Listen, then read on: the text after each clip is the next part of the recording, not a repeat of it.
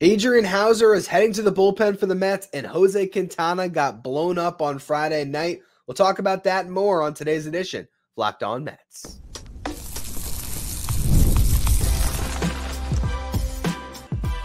You are Locked On Mets, your daily New York Mets podcast. Part of the Locked On Podcast Network, your team every day. Hello to all you amazing Mets fans. You're watching Locked On Mets, part of the Locked On Podcast Network, your team every day. I'm your host, Ryan Finkelstein. If you want to find any of my work, follow me on X at Finkelstein Ryan. You can also find some of my writing at justbaseball.com, where I work as the managing editor. Now, the Mets are turning over a new leaf with their starting rotation. Christian Scott will make his MLB debut later tonight.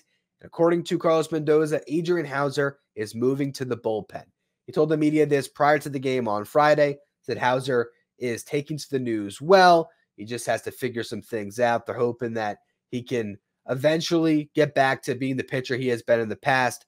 But this is a guy that has had success in the bullpen in his career, and maybe this is the change that he needs to rediscover himself.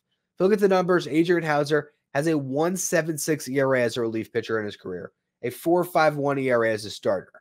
But if you dig a little bit deeper, as much as it's been portrayed as Houser having spent time as a swingman in the past, and I've even been a little bit negligent, saying that because, again, there has been stretches where he's been in the bullpen. Most of those stretches came early in his career. Since 2020, he's basically been a starting pitcher with the occasional relief appearance. So if you look at how all of those innings came together, his first couple innings out of the bullpen came in 2015. Now, this is 3 years prior to him actually getting a real run in the big leagues. He had 2 scoreless innings, I guess, as a September call-up in 2015. Then he didn't pitch again in the big leagues until 2018. That year, it was 13 2/3 innings pitched out of the bullpen, 5 earned runs. That's a 3.29 ERA. 2019, it was split pretty much down the middle, 18 starts, 17 relief appearances, and that year he had a 1.47 ERA and 30 2/3 innings pitched out of the pen, a 4.57 ERA as a starting pitcher. So prior to 2020, he pitched 46 1/3 innings out of the bullpen. Since 2020, the last 4 years, it's only 15 innings pitched out of the pen. He had 1 relief appearance in 2020, 2 in 2021, 1 in 2022, and 2 last year. So, yes, he has done it. He has had success with it. But he has been a starting pitcher really for the last 4 years. So, as much as you look at that low ERA, I don't know if we can expect, now he's in the bullpen, he's going to pitch to a sub-2. It's hard for me to buy into that considering how poorly he's pitched this year. But maybe this is a change that he needs. And I'd imagine we're not going to see him pitch in any high leverage situations. It's probably going to be a starting pitcher, gets knocked around like Jose Quintana did tonight. If Houser was available, he would have been the guy to come in and hopefully eat some innings. And I'm sure they'll try to play to some good matchups that he has and get his confidence going. And maybe he can be a weapon out of the bullpen. And you never know. The Mets' depth could take a hit at some point this season that might need Houser out of the rotation again. But for now, he's in the bullpen. Now, what does this mean for the rest of this road trip? The Mets set this up so Jose Quintana could get 2 starts on this road trip. I'm laughing because the first one went horribly wrong. Gave up 8 runs on 10 hits tonight. Could not have been worse. The only positive, only threw like 65 pitches. So he should be well rested by the time he gets another turn against the Cardinals. And that is the team that he went 8 innings against a couple starts ago. So I think that was part of this as well. You could have had Houser pitch against the Cardinals, gone to a 6-man rotation, give him one more try at it. But Houser had given up 6 runs against the Cardinals a couple starts ago, and Quintana had pitched great. And I think from what they probably heard from McGill's rehab, he's going to be back. And so if the Mets choose to go to a 6-man rotation after this road trip and they have their off day next Thursday, they can slide in McGill, or if they might go the other direction, they could put Joey Lucchesi in the starting rotation in the big leagues and have McGill stay in Syracuse and get optioned. That's pretty much, I think, the decision that they will make after this road trip. Christian Scott said he has no idea how long he's going to be in the big leagues. He's just going to take the ball whenever they give it to him, do the best that he can. He's fired up to get this opportunity to pitch in front of what he said was going to be 50 friends and family in attendance in Tampa. So that's going to be an awesome sight to watch tonight. I don't think this is his only start. I think Christian Scott's going to get some run until Kodai Senga can come back. And then they'll make that decision. When they have Senga and Peterson ready to go, if Christian Scott has just looked okay, they can send him down, monitor his innings, and they might just decide to do that anyway. He didn't even throw 90 innings last year. It was 87 2/3. So I think at most this year, maybe you get 120, 125 innings out of Christian Scott. He's already thrown 25 1/3 in AAA. That's why I love this promotion, because he has proved that he's MLB ready. And now you get to have some of the limited bullets that he probably has this season. Maybe it's only 100 innings left. You get those in the big leagues. And either you ride out all 100 right now if he's pitching well and he's helping you, or if you want him for down the stretch, the Mets might have to get creative midseason with what they do with him. But for this juncture of the season, for the month of May, it's probably a 6-man rotation that includes Christian Scott and Tyler McGill, along with the guys that have been there in Severino, Quintana, Minaya, and Budo. So that's the new rotation for the Mets. I think it's much better inserting Scott and even McGill and removing Houser. And we'll just see how the Houser experiment goes out of the bullpen. If he gets blown up a bunch there too, that might be what leads to a DFA ultimately. But for now, they'll give him some opportunities and see what happens, as he's now the new Michael Tonkin, I guess. Now, there was a game that took place on Friday night that I have avoided talking about because it was ugly from Quintana. We're going to get into that in just a minute here, how the Mets gave up a ton of runs. They scored a bunch, but couldn't quite complete a big comeback. So we'll go through everything that happened in Tampa on Friday in just a minute. First, though, today's episode is brought to you by eBay Motors. Passion, drive, and patience are what brings home the winning trophy. It's also what keeps your ride or die alive. eBay Motors has everything you need to maintain your vehicle and level it up to peak performance. From superchargers to roof racks, exhaust kits, LED headlights, and more, whether you're into speed, power, or style, eBay Motors has got you covered. With over 122 million parts for your number one ride or die, you'll always find exactly what you're looking for. With eBay's Guaranteed Fit, your part is guaranteed to fit your ride every time or your money back. Because with eBay Motors, you're burning rubber, not cash. With all the parts you need at the prices you want, it's easy to turn your car into the MVP and bring home that win. Keep your ride or die alive at ebaymotors.com. Eligible items only. Exclusions apply. eBay's Guaranteed Fit is only available to U.S. customers. The Mets game on Friday was fun for about the first inning and a half. Brett Beatty hit a 3-run homer that disappeared in that crazy dome they got in the Trop and somehow ended up over the fence. He hit that ball with a launch angle of 43, so just skied it up. It was 109.2 miles per hour off the bat. After the game, one of the media members said it might have banked off of something in that roof before it went out. But regardless, it was a home run and a big one for Beatty. It's funny, Aram Layton, who, of course, was on the show a couple weeks ago talking prospects and once ranked Brett Beatty in the top 20 prospects in all of baseball. He was at the game with Shota Imanaga, I believe, on the mound. And he texted me about Beatty, and he said it's pretty obvious to him what the issue had been with Beatty up to this point, and that was an inconsistent weight transfer where he was getting out on his front foot a little bit too early. And so now I've been watching for it, and what you see with that is the bat's going to drag when he does that. And so I watched the other day, Brett Beatty hit like 3 foul home runs. That's what happens. You're getting out front a little bit too early. You're not staying back enough. You're not really getting into that load.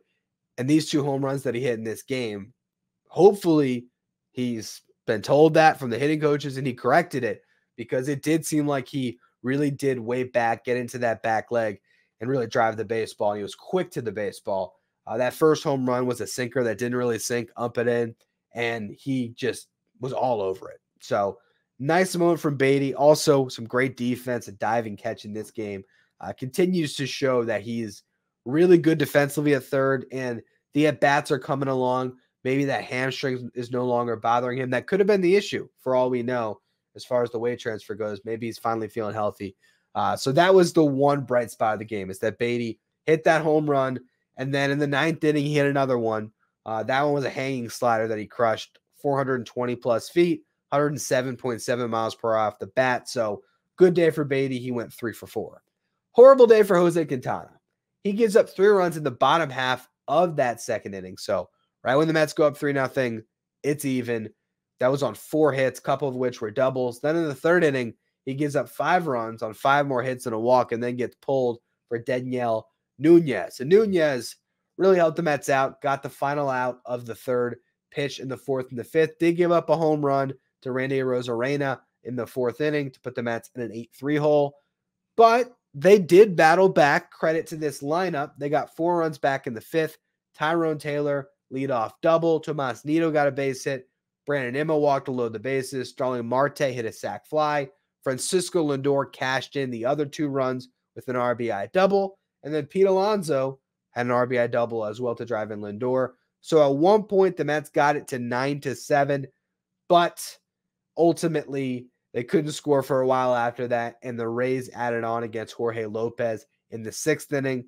It was Amed Rosario with the RBI hit. Rosario, 3 for 5 against his former team with 2 RBIs. That put the Mets down 10-7. Danny Young gave them 2 scoreless innings out of the pen, but Beatty's home run was not enough. They dropped the game 10-8. What's interesting about this game is despite the fact that they didn't even get 3 innings from their starting pitcher, the bullpen was not taxed as much as it might seem. Yes, they had to cover 5+ innings there. Luckily, they didn't have to pitch in the 9th because they were the away team and they lost. That was kind of good to save some bullets from that pen. And I talked about on yesterday's show how there was going to be some fresh arms coming in. Cole Sulser, I am sure, is in Tampa. I could be wrong. Maybe it's somebody else, but he's the one guy in the 40 that can get called up right now. I imagine after pitching in back-to-back days, running up high pitch counts, Danny Young and Daniel Nunez are probably heading right back to Syracuse. And Sulser and Scott should be added to the roster. So that's going to give you another fresh arm. You got Edwin Diaz, Reed Garrett, Adam Ottavino, Sean Reed-Foley, Jake Diekman, who all weren't used in this game. Sulser gives you 6 fresh arms. Houser and Lopez unavailable out of that bullpen, I'm sure. But at least you got plenty of guys available. If Christian Scott's debut does not go well, you'll have some arms to cover it. If it does go well, you're going to have all of your primary late inning relievers, sans Lopez, to come in and to hold down a lead and hopefully get this series even before Luis Severino pitches on Sunday, and maybe Sevy can give you some length. Then all of a sudden on Monday, you might have Houser available to be a long man out of the bullpen, and things might get a lot easier. But it was going to be a weird series to try to navigate the innings, and the hope was that Quintana was going to give you length. Didn't happen. Huge shout out to Nunez and Young to cover 4 1/3 in that game, and keep this bullpen in good shape for the rest of this series. Now, on tomorrow's show, I will be talking about Christian Scott's debut. So you're going to have 7 days of Locked On Mets this week. But I never got a chance to give you a Friday farm report yesterday. So we're going to talk about some of the other top pitching prospects in the Mets system in just a minute. First, though, today's episode is brought to you by Prize Picks. Prize Picks is America's #1 fantasy sports app with more than 3 million members. It is the easiest and most exciting way to get in on the action while you watch your favorite sports and players. You just pick more or less than on 2 or more player stats and watch the winnings roll in. Don't miss your chance to add your favorite player from the diamond in your Prize Picks entries. Maybe you want to take Christian Scott tonight. Look at the strikeouts number, take more. You got RBIs, first inning runs. You can take your pick more or less and add them to your Prize Picks entry. You can also combine your baseball stars with NBA stars and NHL stars all in one entry with quick withdrawals, easy gameplay, and an enormous selection of players and stat types. That is all what makes Prize Picks the #1 fantasy sports app. And Prize Picks also offers weekly promotions and special offers for the biggest moments in sports. Download the Prize Picks app today. Use the code LOCKEDONMLB for a first deposit match up to $100. Again, download the Prize Picks app today. Use the code LOCKEDONMLB for a first deposit match up to $100. Pick more, pick less. It's that easy with Prize Picks. Now, in honor of Christian Scott, we're going to talk pretty much exclusively pitching prospects today. And the one hitter I want to talk about isn't even really a prospect, but I failed to discuss Jose Iglesias on yesterday's show, so I wanted to circle around to it because I did tweet something out about it. Iglesias has 3 home runs in his last 5 games, hitting .296, 345 on base, .506 slug. If you're not familiar with who Jose Iglesias is, he had a great spring this year with the Mets. He's a veteran infielder. Had a lot of time in his career with the Reds. I think some time with the Red Sox, if I'm not mistaken. But a guy that was a really good defensive shortstop that now can be a solid defensive utility infielder who's actually swinging a good bat. And because of all of that, at some point, I do wonder if the Mets make that switch where they DFA Joey Wendell and they bring in Jose Iglesias. I get it. You paid Wendell $2 million. They're going to give him some more time. I'm sure he's a great teammate, but the defense has to improve. If he doesn't hit, that's fine, but you're there for defense. You got to play good defense in that role. So we'll see what happens. But I would keep your eye on Jose Iglesias, not only because he's hitting the ball well, but because he really could fill that role for the Mets as a defensive-minded utility infielder who might even bring a little bit more than Wendell does offensively. Now let's focus in on pitching. So we'll start the level that Christian Scott just left, where you still have Don Hamill and Mike Vassell. Those guys had not gotten off to nearly the same start that Scott did. Hamill gave up 4 runs on 7 hits in his last start. He's got a 5.16 ERA in 5 starts. Does have, I believe, 30 strikeouts and 22 1/3 innings pitched, but he's had 2 pretty bad starts, 3 good ones. So Hamill has done okay. Obviously, we need to see more, and I don't necessarily think we're going to see Hamill or Vassell this year because Scott's going to be added to the 40 now. And really, if you think about the depth the Mets have, we actually just did an article, justbaseball.com. Actually, same guy who works with us at Locked On Mets, too, behind the scenes, Tyler Antonell, who does the graphics, the lineup graphics you're seeing every day. So he actually is writing for us at Just Baseball, too. And he wrote an article about if the Mets are wild card contenders. So when I was editing it, he was talking about the depth of this rotation. It is pretty crazy how they go 9, 10 deep right now.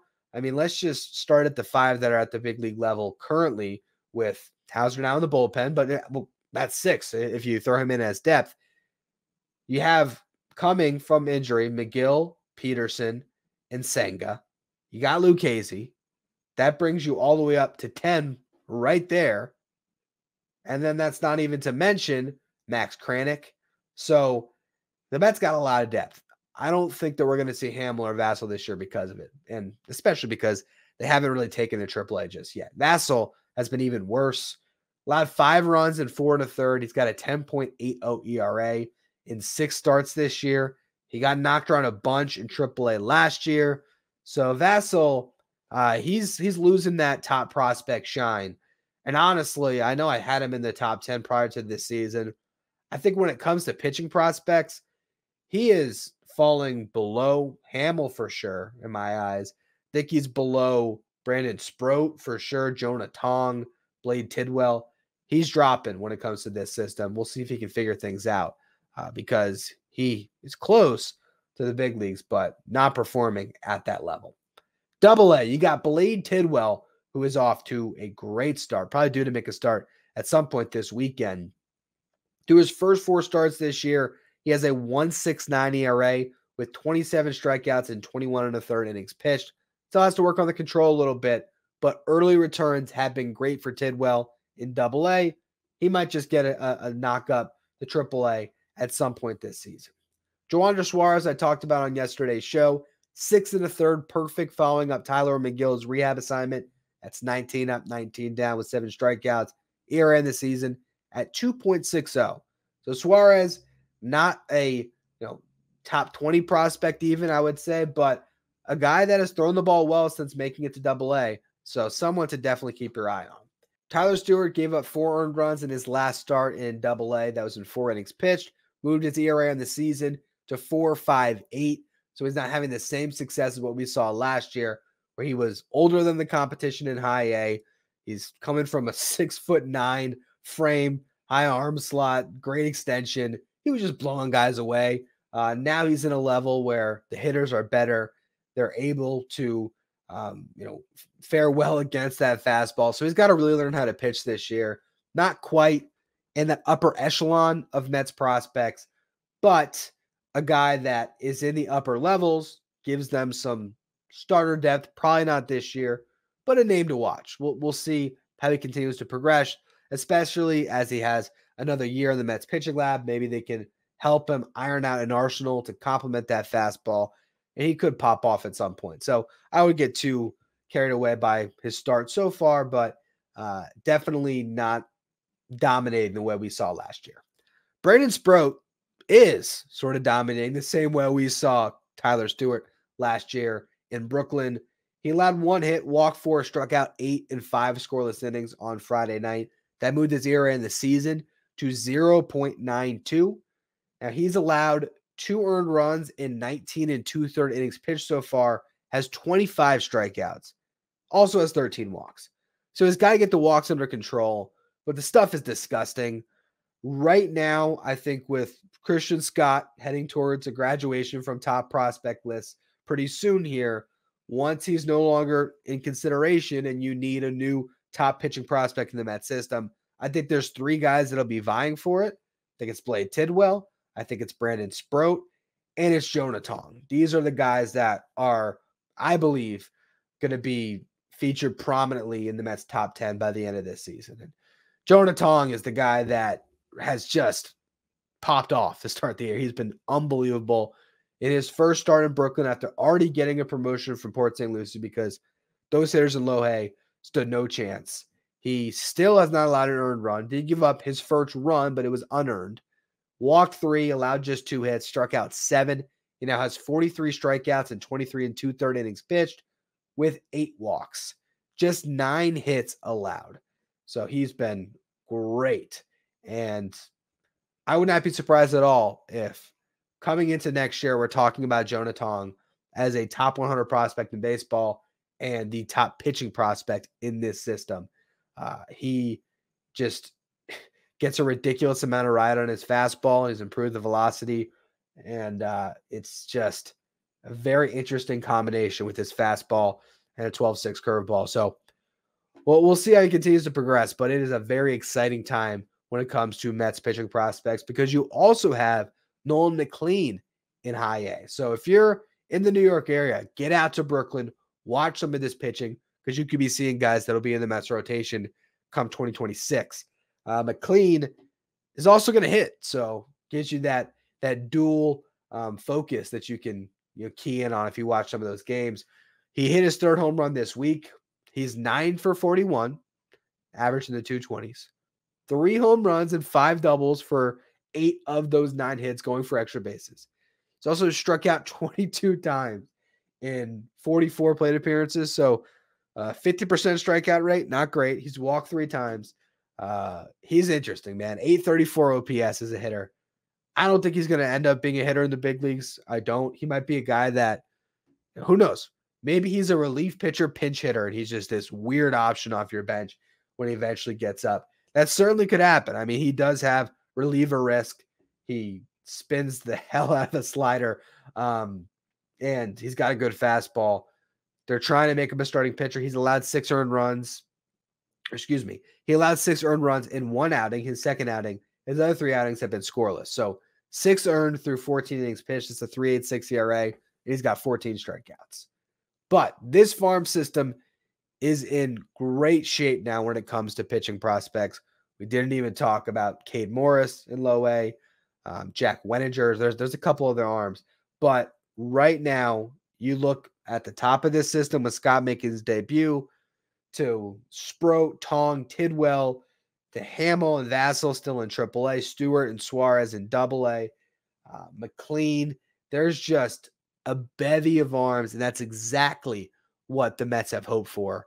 They even have a guy, Justin Jarvis, who they got in the Mark Canha trade last year. I don't expect that much of him, but he got called up to AAA when Scott came up to the big leagues, made a start on Friday, pitched 4 scoreless. I think he had 1 strikeout. I wouldn't be too excited about Jarvis, but it is more depth in the system. So really good stuff on the pitching department for the New York Mets. Anyway, that's going to be all for today's edition of Locked On Mets. Tomorrow's show, a Sunday episode.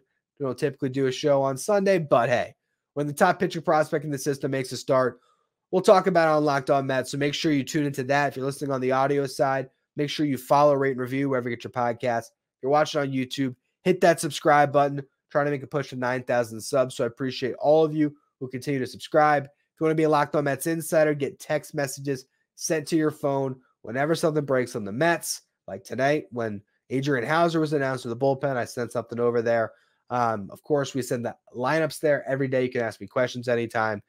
It's a great way to engage with you all. So I appreciate everyone who subscribes. If you want to be a Locked On Mets insider, find the link in the episode description. Go to subtext.com/LockedOnMets. Now that you made it to the end of the show, head over to the first ever 24/7 streaming channel on YouTube that covers everything in the world of sports. Of course, I'm talking about Locked On Sports Today. Your local experts from each team and your league-wide experts from each league. Find Locked On Sports Today streaming 24/7 on YouTube.